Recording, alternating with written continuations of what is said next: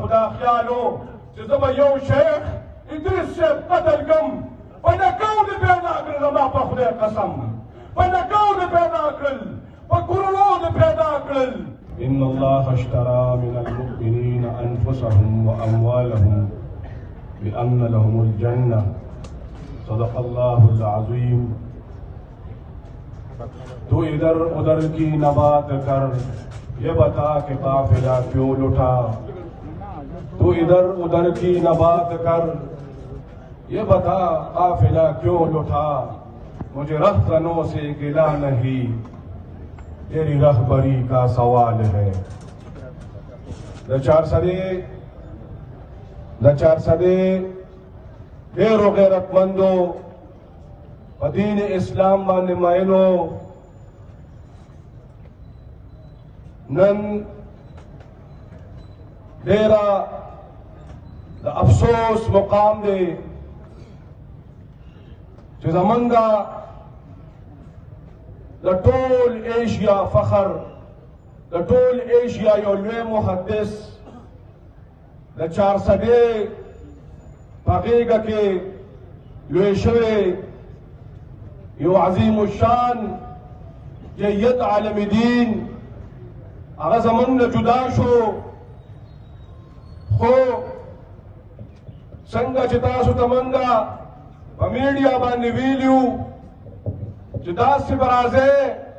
لکه څنګه چې د شیخ صاحب جنازې له راغلې وې چې دا چوک د چارسدې دا ګواه شي چې که باطل دا سوچ لري چې ما به په شهادتونو ویروي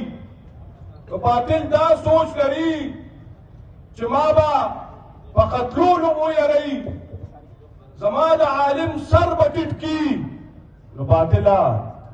زما سر زما د عالم سر زما د پګړې او د ګیرې خاوند دا انګریز نو ټیټ کړی ته به یې څه ټیټ کړې زما محترمو د برصغیر په ازادۍ کې د علماء قربانۍ دي د برصغیر ازادي دا د علماء مرهون منت ده یو انګریز په خپل کتاب کې لیکي چې تحریک ازادۍ کې 50 کیلومتر کې داسې ونه نه وه چې زما د عالم لاش پکې ځوړند نو ته ما په شهادتونو یری ته ما په قتلېدو باندې یری زه د حضرت حسین بچی یم زما شیخ زما مربي دا د حضرت حسین پیروکار و ما په شهادتونو مه یروه زما پلار نیکه د شهادت نه نه دی یریدلی زما آبا و اجداد دا د مرګ نه نه دي یریدلی زما الحمدلله تاریخ پروت دی زما حسین احمد مدني د مرګ نه نه دي یریدلی زما شیخ الهند دا د مرګ نه نه دي یریدلی داغونه ورکړي شوي دي قسمه قسم اذیتونه برداشت کړي شوي دي اسیر مالټا د هغې تاریخ راواله مولانا عزیر ګل صاحب د هغه تاریخ وګورئ باطله تا ته به پته ولګي ستا خدا خیالو چې زه به یو شیخ ادریس صاحب قتل کم په نکاو دې پیدا کړل زما په خدای قسم په نکاو دې پیدا کړل په کورونو دې پیدا کړل زه به کم کبو وجنې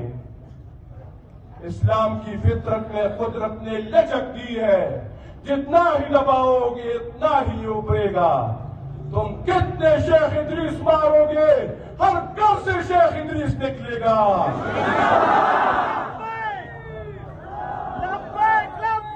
اللهم لبيك لبيك اللهم لبيك سبيلنا الجهاد طريقنا الجهاد زما محترمو من چې کوم الټیمیټم ورکړو هغه پرون ختم شو زه انتظامي د یو ځل بیا اپیل نه کوم ځکه چې شهادت سره موږ د شیخ صاحب خفه یو خو ګورې یارېدلي نه یو خفه یو یارېدلي نه یو زه انتظامیې ته او سکیورټي ادارو ته یو ځل بیا وایم چې دا ملعون دغه لعنتي هر څو کسان چې دي دا د زر تر زره دې قوم ته وښودل شي او نشان عبرت ترې جوړ کړی شي. ګنې بیا د شیخ صاحب په لکونو کې په کروڑونو کې په دې پاکستان کې د قائد جمعیت حضرت مولانا فضل الرحمان جان ساران که دا یو ځل رووتېدل زما په خدای قسم که یو ادارې له بیا چل ورشي زما محترمو دا د شهادتونو سلسله